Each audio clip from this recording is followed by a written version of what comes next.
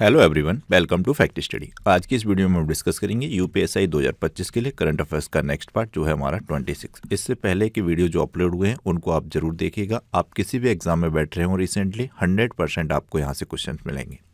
आज की वीडियो का फर्स्ट क्वेश्चन है हमारा, राष्ट्रीय हथकरघा दिवस कब मनाया जाता है? तो प्रतिवर्ष ये राष्ट्रीय हथकरघा दिवस 7 अगस्त को मनाया जाता है। ऑप्शन बी इसका राइट आंसर है।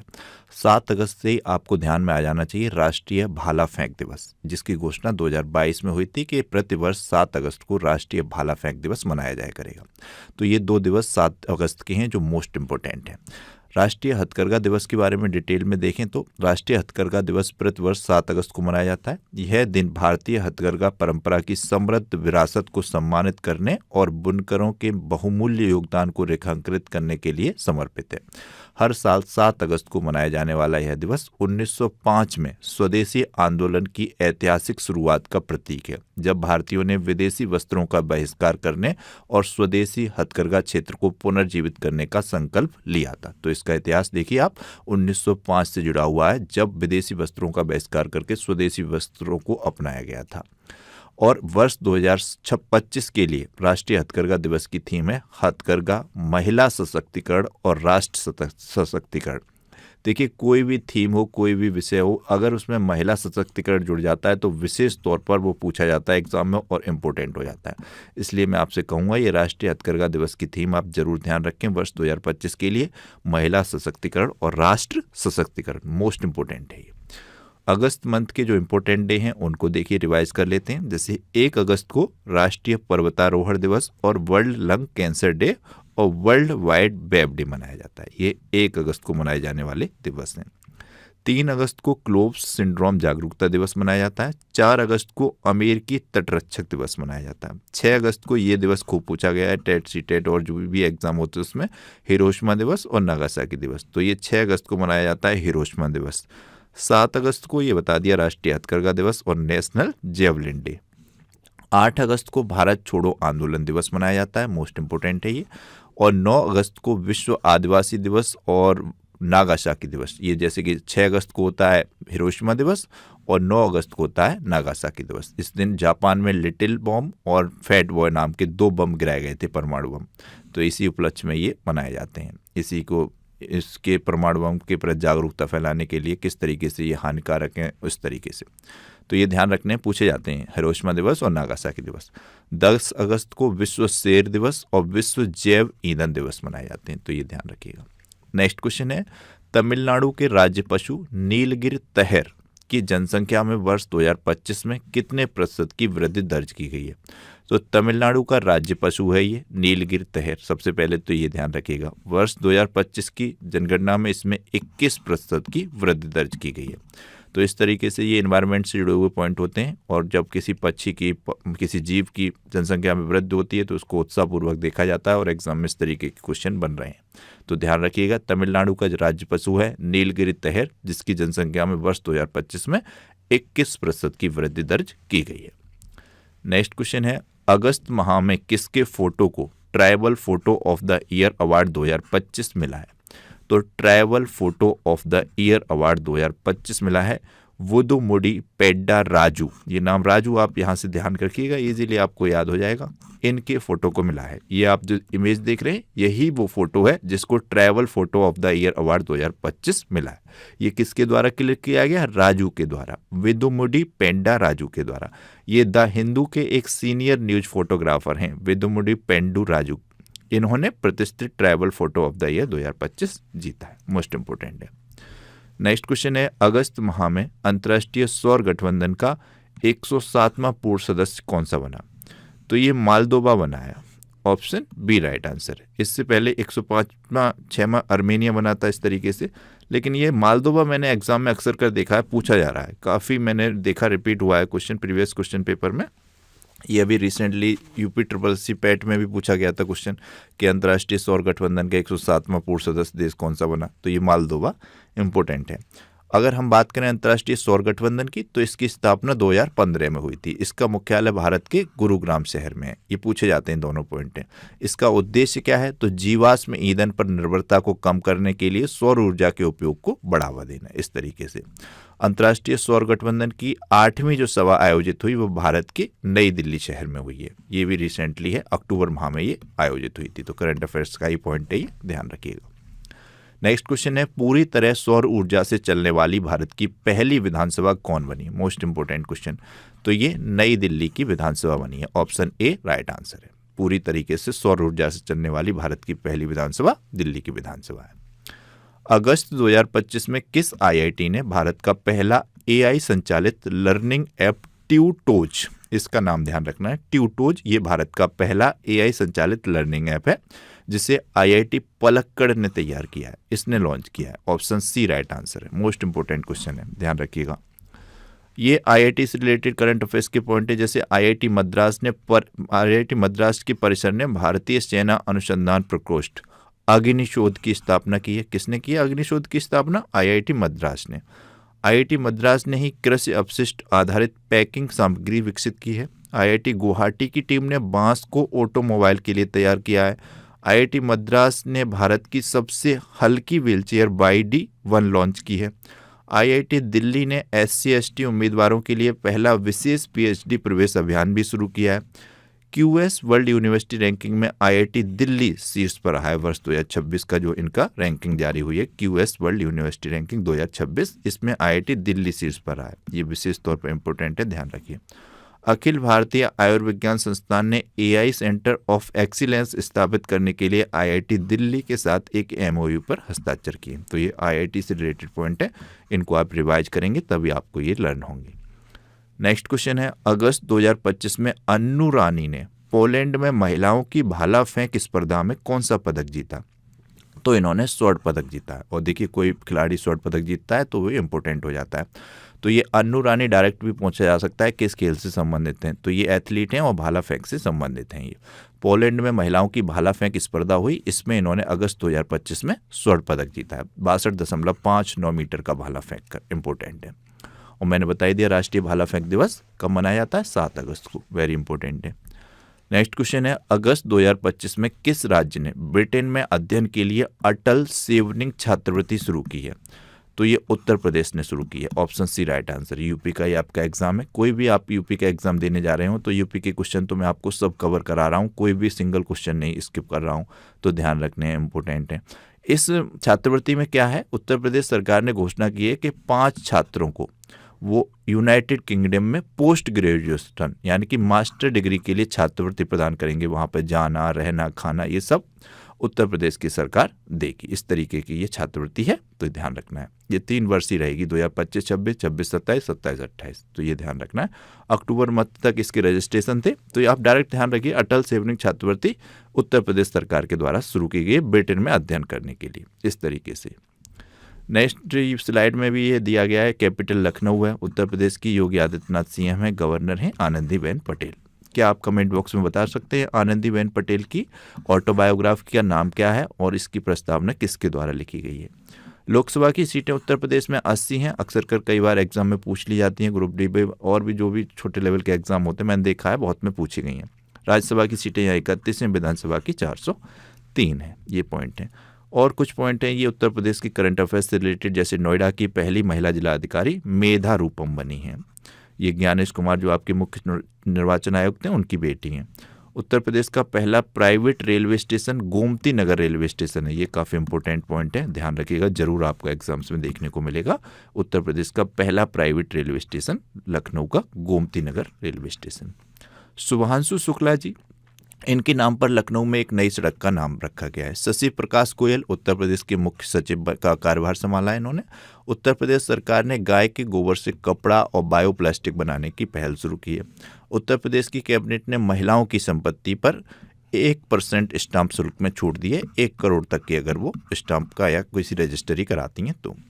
उत्तर प्रदेश सरकार ने बांग्लादेशी हिंदू शरणार्थी परिवारों को भूमि अधिकार दिए हैं। 2 दिवसीय युवा आध्यात्मिक शिखर सम्मेलन वाराणसी में हुआ। तो ये कुछ पॉइंट थे जिनको हमने रिवाइज कर लिया, यूपी करंट अफेयर्स के थे।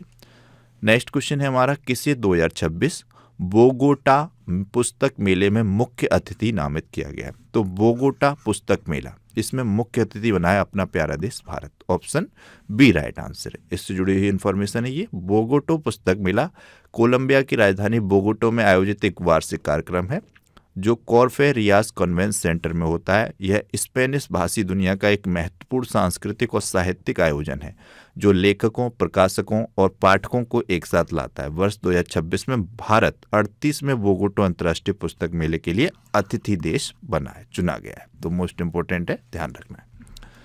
नेक्स्ट क्वेश्चन है, अगस्त 2025 में कश्मीर घाटी में माल ढुलाई के लिए सक्षम होने वाला पहला रेलवे स्टेशन कौन सा बना? तो माल ढुलाई के लिए सक्षम होने वाला कश्मीर घाटी का पहला रेलवे स्टेशन है Anantnag railway station. Option C right answer है, ध्यान रखिएगा। नेक्स्ट क्वेश्चन है, किस देश ने अवैध शिकार रोकने के लिए गैंडे के सींगों पर रेडियो आइसोटोप लगाए हैं? तो ये लगाए हैं दक्षिण अफ्रीका ने। ऑप्शन बी राइट आंसर है। गैंडे के सींगों पर आइसोटोप लगाए गए हैं अवैध शिकार को रोकने के लिए। तो ये ध्यान रखना है, और ये अंतर्राष्ट्रीय परमाणु ऊर्जा एजेंसी द्वारा समर्पित पहल है। तो ध्यान रखना है।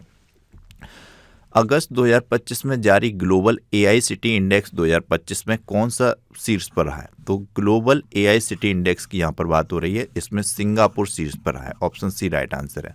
दूसरे नंबर पर सियोल है, तीसरे पर चीन की राजधानी बीजिंग है, चौथे पर दुबई है, पांचवें पर सैन फ्रांसिस्को है। भारत की कौन सी सिटीज़ हैं इस एआई सिटी इंडेक्स में? तो बेंगलुरु है जो कि 26वें स्थान पर है। और भारत में अगर देखेंगे तो बेंगलुरु पहले पे होगा।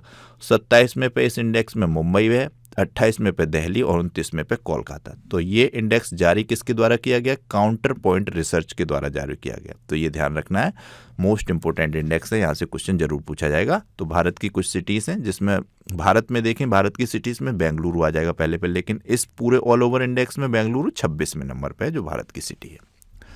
नेक्स्ट क्वेश्चन है, किस राज्य ने उच्च शिक्षा में लड़कियों की सहायता के लिए निजुत मोइना 2.0 योजना शुरू की है? तो इस योजना का नाम आपको ध्यान रखना है, अक्सर कर एग्जाम में योजनाओं से क्वेश्चन पूछे ही जाते हैं। तो निजुत मोइना 2.0 योजना लड़कियों की उच्च शिक्षा की सहायता के लिए है। ये असम सरकार के द्वारा शुरू की गई है। और जो योजना लड़कियों की, महिलाओं के सशक्तिकरण से रिलेटेड होती है वो तो विशेष तौर पर कंपटीशन के एग्जाम्स के लिए इंपॉर्टेंट होती है। तो इससे रिलेटेड इन्फॉर्मेशन देखिए डिटेल में। असम सरकार ने बाल विवाह खत्म करने के लिए निजुत मोइना 2.0 योजना शुरू की, जिसके तहत 4 लाख छात्राओं को मासिक वित्तीय सहायता दी जाएगी। यह योजना राज्य की बेटियों को शिक्षा के जरिए आत्मनिर्भर बनाने की दिशा में एक बड़ी कोशिश है और बाल विवाह को रोकने में भी ये कारगर है। तो ध्यान रखना, निजुत मोइना योजना जो है असम राज्य से संबंधित है। नेक्स्ट क्वेश्चन है, अगस्त 2025 में किसने हेपेटाइटिस डी वायरस को मनुष्यों के लिए कैंसरकारी घोषित किया? तो ये WHO के द्वारा किया गया है, वर्ल्ड हेल्थ ऑर्गेनाइजेशन के द्वारा। देखिए, विश्व स्वास्थ्य संगठन और IARC ने हेपेटाइटिस डी वायरस को मनुष्यों के लिए कैंसरकारी रूप में वर्गीकृत किया है। यह वायरस HBV और HCV के साथ मिलकर लीवर कैंसर के कारणों में शामिल है, ज्ञात कारणों। कई बार क्वेश्चन पूछा गया है हेपेटाइटिस डी ये किस अंग को प्रभावित करता है, इस तरीके से। तो ये ध्यान रखना, हेपेटाइटिस वायरस जो है वो लीवर को प्रभावित करते हैं। काफ़ी इंपॉर्टेंट है ये पॉइंट, मैं आपको बता दूं, मोस्ट इंपॉर्टेंट है। वर्ल्ड हेल्थ ऑर्गेनाइजेशन की बात करें तो इसकी स्थापना 7 अप्रैल 1948 को हुई है। इसका हेडक्वार्टर स्विट्जरलैंड के जेनेवा में है। टेड्रोस एडोनोस गैब्रियोस यहाँ के वर्तमान में हेड हैं। Most important point. Next question है, अगस्त 2025 में डॉक्टर MS स्वामीनाथन जी का शताब्दी सम्मेलन कहाँ हुआ? तो ये नई दिल्ली में हुआ है। डॉक्टर MS स्वामीनाथन का जन्म हुआ था 7 अगस्त 1925 को। तो इस तरीके से 7 अगस्त 2025 को 100 वर्ष शताब्दी सम्मेलन मनाया गया है। कुछ टाइम पहले ही इनका 2024-25 में निधन हो गया था, एग्जैक्टली मुझे ध्यान नहीं आ रहा है। तो इस तरीके से ये शताब्दी वर्ष मनाया गया और मरणोपरांत इनको भारत रत्न भी प्रदान किया गया था। तो ये भी ध्यान रखना है, 2024 का मरणोपरांत इनको भारत रत्न प्राप्त किया गया था और 2023 में इनकी मृत्यु हो गई थी। काफ़ी इंपॉर्टेंट है ये पॉइंट, आप ध्यान रखिएगा। जैसे ये डिटेल है, प्रधानमंत्री नरेंद्र मोदी ने नई दिल्ली में पूषा में भारत रत्न डॉक्टर MS स्वामीनाथन शताब्दी अंतर्राष्ट्रीय सम्मेलन का उद्घाटन किया, जिसमें भारत के हरित क्रांति के जनक, देखिए ये क्वेश्चन बहुत पूछा जाता है कि हरित क्रांति के जनक भारत में कौन है? तो ये तो डायरेक्ट ही क्वेश्चन है, ईजी हो गया, अब तो बहुत बार रिपीट हुआ है। तो ये डॉक्टर MS स्वामीनाथन है। तो और दूरदर्शी कृषि वैज्ञानिक की विरासत को सम्मानित किया। 7 से 9 अगस्त तक आयोजित यह 3 दिवसीय आयोजन डॉक्टर MS स्वामीनाथन का शताब्दी का उत्सव है, जिसका विषय, इसकी थीम भी रखी गई, तो ये भी देख लीजिएगा, सदाबहार क्रांति जैव सुख की राह। ये डॉक्टर MS स्वामीनाथन जी के शताब्दी सम्मेलन की थीम है। तो 2025 में ये 100 वर्ष हो जाते, इसलिए ये ध्यान रखिएगा। नेक्स्ट क्वेश्चन है, वर्ष 2025 में कहाँ जैव विविधता और संरक्षण को बढ़ावा देने के लिए पहला वनस्पति उद्यान विकसित किया गया? जैव विविधता और संरक्षण को बढ़ावा देने के लिए पहला जैव वनस्पति उद्यान जो विकसित किया गया है वो लद्दाख में विकसित किया गया। ऑप्शन सी राइट आंसर है, ध्यान रखिएगा। ये लद्दाख से जुड़े पॉइंट है, जैसे ये होप मिशन, ये तो काफ़ी इंपॉर्टेंट है, पूछा जा रहा है। तो इसरो के उच्च ऊंचाई वाला एनालॉग मिशन होप मिशन, इसका उद्घाटन लद्दाख में हुआ है। भारतीय सेना ने आकाश प्राइम स्वदेशी विकसित वायुरक्षा प्रणाली का सफल परीक्षण लद्दाख में किया है। खुबानी उत्सव ये लद्दाख में होता है। बाटलिक क्रिकेट लीग 2025 का आयोजन लद्दाख में किया गया, जबकि एक ग्रामीण क्रिकेट लीग है, उसको आप ध्यान रखिए, बिहार से रिलेटेड है वो। माथो नागरांग के नाम से जाना जाने वाला वार्षिक मठवासी उत्सव लद्दाख में आयोजित होता है। खेलो इंडिया विंटर गेम्स 2025 लद्दाख में हुए। विश्व का पहला हाई एल्टीट्यूड वाला पैरा स्पोर्ट्स सेंटर लेह में स्थापित किया गया। लद्दाख में वार्षिक शुभ्र लाहा महोत्सव भी मनाया जाता है। तो ये पॉइंट है। नेक्स्ट क्वेश्चन है, अगस्त 2025 में 8 प्रमुख सहकारी समितियों में कौन सी टैक्सी सेवा लॉन्च की गई है? 8 प्रमुख सहकारी समितियों ने मिलकर एक टैक्सी सेवा लॉन्च की है, इसका नाम पूछा गया। तो ये टैक्सी सेवा है भारत टैक्सी। इसको सहकारी टैक्सी भी कहा गया है। सहकारी टैक्सी लिखा हुआ भी आपको एग्जाम में मिल सकता है, तो ये ध्यान रखिएगा। तो ये 8 प्रमुख समितियां हैं, जैसे कि NCDC राष्ट्रीय सहकार विकास निगम, इफ्को, क्रिब्को, नाफेड, NDDB, NCEL, नाबार्ड, अमूल। इन 8 प्रमुख सहकारी समितियों ने मिलकर ओला और उबर को टक्कर देने के लिए टैक्सी सेवा भारत टैक्सी नाम से लॉन्च की है, जिसे सहकारी टैक्सी भी कहा गया है। तो ये आपको ध्यान रखना है, और इसका संचालन सहकार टैक्स कोऑपरेटिव लिमिटेड द्वारा किया जाएगा।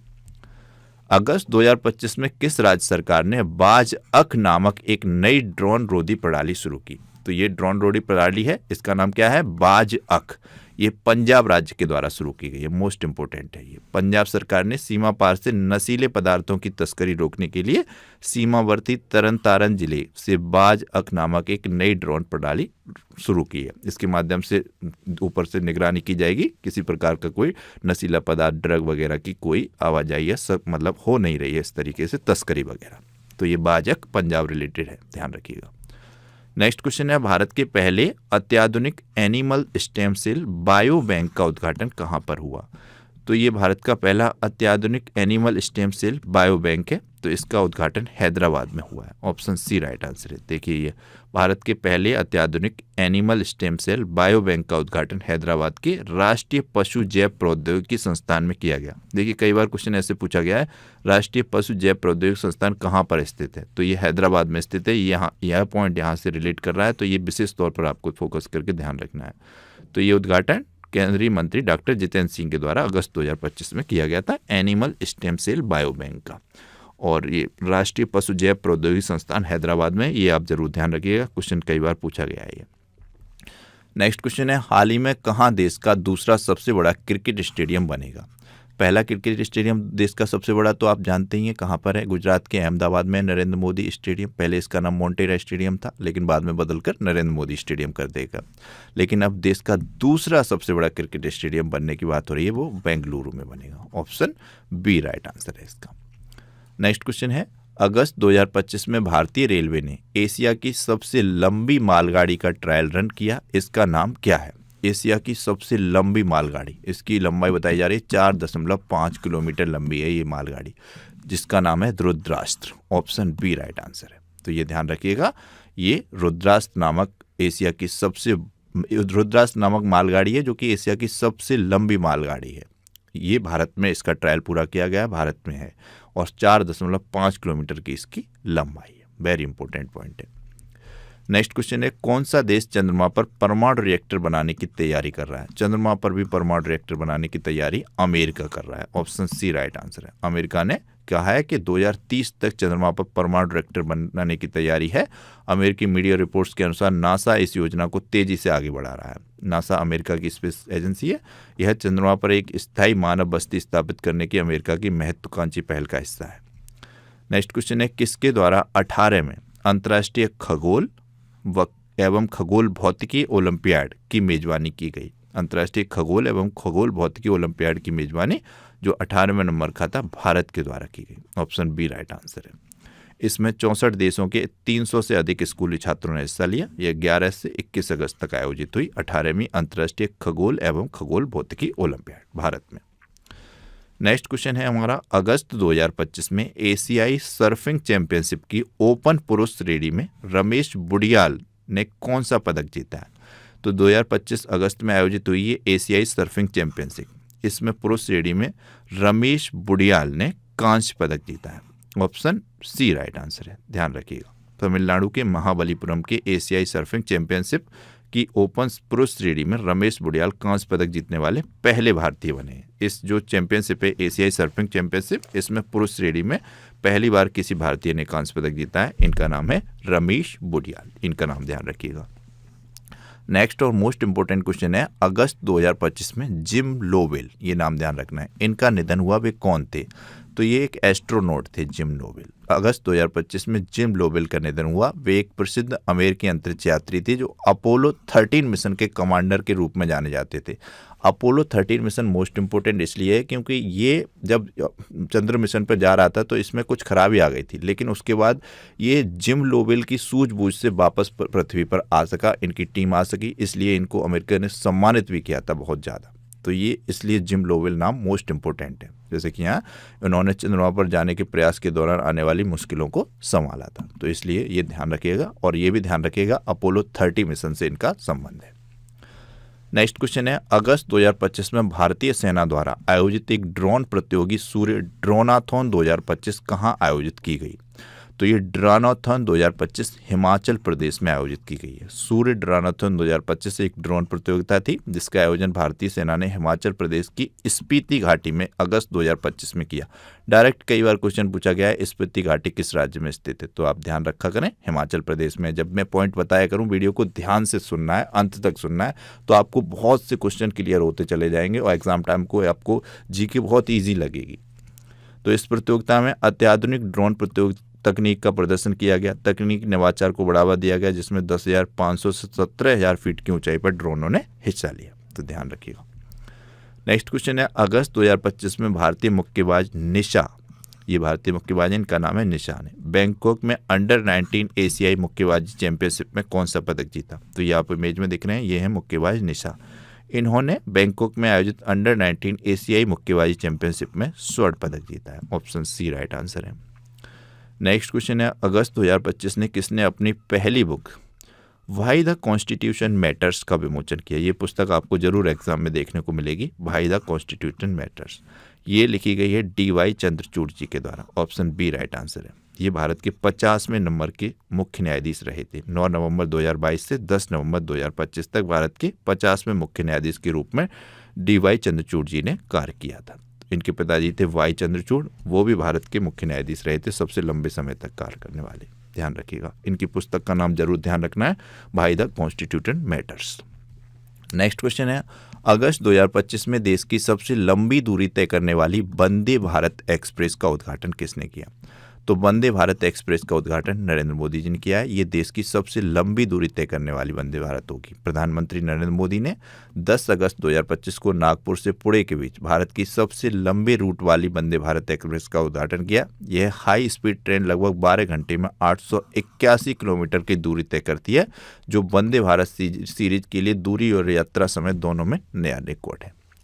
नेक्स्ट क्वेश्चन है, अगस्त 2025 में कौन सा देश दुनिया का तीसरा सबसे बड़ा ऑटोमोबाइल उद्योग बनकर उभरा है? Important question. तो ये भारत उभरा है। अमेरिका और चीन के बाद भारत तीसरे नंबर पर दुनिया का सबसे बड़ा ऑटोमोबाइल उद्योग के रूप में बना है। नेक्स्ट क्वेश्चन है, अगस्त 2025 में नारी अदालत किस राज्य ने शुरू की है? नारी अदालत सिक्किम राज्य के द्वारा शुरू की गई है। 10 अगस्त 2025 को सिक्किम के मुख्यमंत्री प्रेम सिंह तमांग ने रंगपो में आमा सम्मान दिवस के उद्घाटन पर नारी अदालत की शुरुआत की। यह एक महिला नेतृत्व वाला सामुदायिक न्याय मंच है जिसका उद्देश्य ग्रामीण और अर्ध शहरी क्षेत्रों में स्थानीय महिलाओं के माध्यम से उनको सशक्त बनाने के लिए, ताकि लोगों को अनौपचारिक, सुलभ और सहानुभूति न्याय मिल सके। तो ये ध्यान रखना है, नारी अदालत डायरेक्ट ही आपको सिक्किम राज्य से संबंधित है। सिक्किम राज्य से और भी कुछ पॉइंट है जो बार बार एग्जाम में पूछे जाते हैं। देखिए, सिक्किम राज्य की राजधानी और सबसे बड़ा शहर गंगटोक है, ये ध्यान रखना है। और इसके अलावा सिक्किम जो है भारत का दूसरा सबसे बड़ा, मतलब क्षेत्रफल के आधार पर है राज्य, और जनसंख्या के आधार पर सबसे छोटा है। ये दोनों पॉइंट ध्यान रखने हैं। क्षेत्रफल के आधार पर सिक्किम का दूसरे नंबर आता है भारत में, सबसे छोटे में, और जनसंख्या में पहले नंबर पर। जनसंख्या सबसे छोटा राज्य है सिक्किम। एक सबसे इंपॉर्टेंट पॉइंट है कंचनजंगा। ये पर्वत श्रेणी है जो कि सिक्किम है। ये दुनिया की तीसरे नंबर की पर्वत श्रेणी है, जबकि भारत में ये सबसे ऊंची पर्वत श्रेणी है। इसकी ऊंचाई है 8,598 मीटर। ये काफ़ी इंपॉर्टेंट है। जो भारत की सबसे ऊंची और दुनिया की तीसरी सबसे ऊंची चोटी है, सिक्किम में स्थित है। इसका नाम कंचनजंगा है। सिक्किम 2016 में दुनिया का पहला पूरी तरह जैविक राज्य बना था। ये पॉइंट भी बहुत इंपॉर्टेंट है, एग्जाम में बहुत बार ये क्वेश्चन बना है कि दुनिया का पहला पूरी तरीके से जैविक राज्य कौन सा बना, तो भारत का सिक्किम। यहाँ पर रासायनिक उर्वरकों व कीटनाशकों को पूर्ण प्रतिबंध कर दिया गया था वर्ष 2016 में ही। सिक्किम के राज्य पशु है लाल पांडा, राज्य पक्षी है ब्लड फीजेंट, राज्य वृक्ष है रोडोड्रेडेन, राज्य पुष्प है यहाँ का नोबेल ऑर्चिड। मोस्ट इंपॉर्टेंट है ये सीटेट के एग्जाम के लिए तो विशेष तौर पर। यहाँ पर विधानसभा की 32 सीटें हैं, लोकसभा की 1 सीट है। एक भी पॉइंट कभी कभी एग्जाम में पूछ लिए जाते हैं, चाहे किसी भी एग्जाम में आप बैठ रहे हों, तो ये काफ़ी इंपॉर्टेंट है। देखिए, सिक्किम जो कि भारत का जनसंख्या की दृष्टि से सबसे छोटा राज्य है, क्षेत्रफल की दृष्टि से दूसरे नंबर पर है गोवा के बाद। तो ये पॉइंट इंपॉर्टेंट है। कंचनजंगा कितना इंपॉर्टेंट पर्वत श्रेणी है, ध्यान रखना है आपको। और दुनिया का पहला पूरी तरीके से जैविक राज्य भी बना था। ये पॉइंट से क्वेश्चन बार बार रिपीट हुए, ध्यान रखिएगा। नेक्स्ट क्वेश्चन है, किसे मेलबर्न में भारतीय फिल्म महोत्सव 2025 में, मेलबर्न में भारतीय फिल्म महोत्सव 2025 में सिनेमा में विविधता पुरस्कार से सम्मानित किया जाएगा? तो ये अदिति राव हैदरी सम्मानित की गई। ऑप्शन बी राइट आंसर है। इंपॉर्टेंट क्वेश्चन है। लास्ट वीडियो में हमने आपसे क्वेश्चन पूछा था, वर्ष 2025 में किसने फिडे शतरंज विश्व कप 2025 की मेजबानी की, जिसका नाम बदलकर क्या कर दिया गया? ये भी आप इस क्वेश्चन के साथ बता सकते थे, लेकिन बच्चों ने नहीं बताया। यही तो कमी है, बताना चाहिए था आपको। विश्वनाथ आनंद कप इस ट्रॉफी का नाम कर दिया गया था, और इसके विजेता रहे थे उज्बेकिस्तान के जवोरिक, जो कि 19 वर्ष के थे, सबसे कम उम्र के विजेता थे। तो ये भारत में मेजबानी हुई थी इसकी गोवा राज्य में। तो ये ऑप्शन बी इसका राइट आंसर था। इस तरीके से डिटेल में लिखा कीजिए, कोई भी क्वेश्चन हो आपके पास, जो भी इन्फॉर्मेशन है, इससे आपकी हैबिट डेवलप होगी, ब्रेन आप मसल्स है वो डेवलप होगी, वो आपको अच्छे तरीके से चीज़ों को लर्न करने में हेल्प होगी फिर आपकी। आज की वीडियो का क्वेश्चन है, वर्ष 2025 में जारी ग्लोबल फायर वर्क इंडेक्स 2025 में कौन सा देश शीर्ष पर रहा है? 4 ऑप्शन दिए गए हैं, इसमें आपको बताना है इस इंडेक्स में कौन सा देश शीर्ष पर रहा है। साथ में आप बता सकते हैं इसमें भारत की रैंकिंग भी क्या है, क्योंकि रैंकिंग वाला एक वीडियो मैंने अपलोड किया है, उसमें सारे रैंकिंग इंडेक्स वाले पॉइंट डिटेल में डिस्कस किए हैं। उस वीडियो को नहीं देखा है तो उसको भी आप देख सकते हैं। तो ये था आज का वीडियो हमारा। आपको वीडियो कैसा लगा प्लीज़ कमेंट बॉक्स में अपना फीडबैक कीजिएगा, वीडियो को लाइक और शेयर कीजिएगा। चैनल को अब तक सब्सक्राइब नहीं किया है तो प्लीज़ सब्सक्राइब करें, बेल आइकन को प्रेस करें, जिससे कि नए वीडियोस की नोटिफिकेशन आप तक पहुंच सकें। Thank you so much for watching.